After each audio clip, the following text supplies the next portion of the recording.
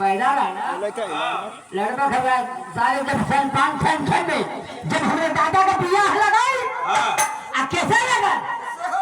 तोरे माई से हाँ तो तू माई तो भाग गई तो लगी कैसे थरऊ आए वही बेला में बाबू हम ही अगुआ हमारी साबाला पहले उठी का बियाह रहा तो ये अपने माई का ब्याह भी रहला नहीं सारी लगभग रे वो समय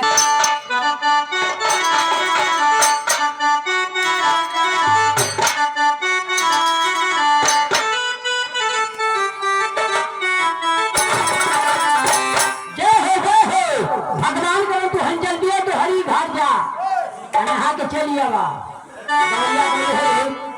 अरे जिसका मुझे अरे था इंतजार